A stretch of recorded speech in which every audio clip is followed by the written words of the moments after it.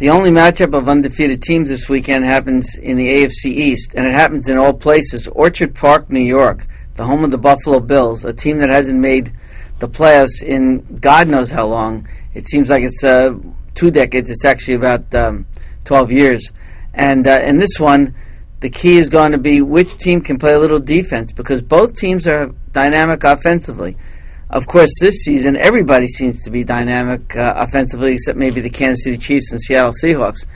They're on a record pace in the NFL for touchdown passes. They're on a record pace for yardage, record pace for points. And, of course, the leaders of that are Tom Brady in New England and Ryan Fitzpatrick, who's done a very good job in Buffalo. And there's not much controversy over whether he should be the quarterback up there.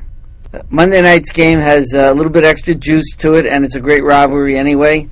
It's the Dallas Cowboys hosting the Washington Redskins. This game is always worth being featured, but this week even more so, because Tony Romo has a cracked rib and he has a punctured lung, and he will be playing, we think, and the Redskins have already said that they will be targeting him. D'Angelo Hall, their cornerback, who's quite outspoken, but also a pretty good player, has said that there will be a target on, or a bullseye on Romo, and that they won't be holding back, going after his ribs and going after his sore areas. And you can be sure that the Cowboys will be thinking the same way and going after the Redskins players who might be carrying a few injuries too. I think Romo, like any quarterback or any player in the league who's injured, should know that he's carrying a bullseye and that teams will go after him. But it certainly was inflammatory what D'Angelo Hall had to say and the manner in which he said it.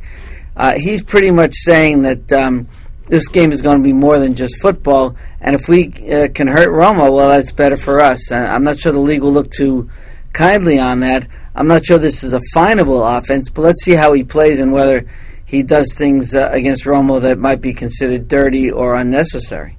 The Cam Newton era has already begun in Carolina. It began in preseason. We all knew that Newton, the overall number 1 pick, would be the starting quarterback.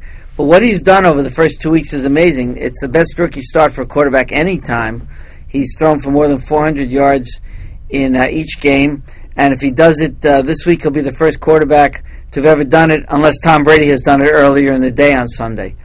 Now he goes up against a Jacksonville team that looked awful in its game at the Jets, and has decided to, after 2 games, bench veteran Luke McCown, who's kind of a journeyman, and their number 1 pick, Blaine Gabbert, will get in the lineup, and it'll be the start of the Gabbert era in Jacksonville.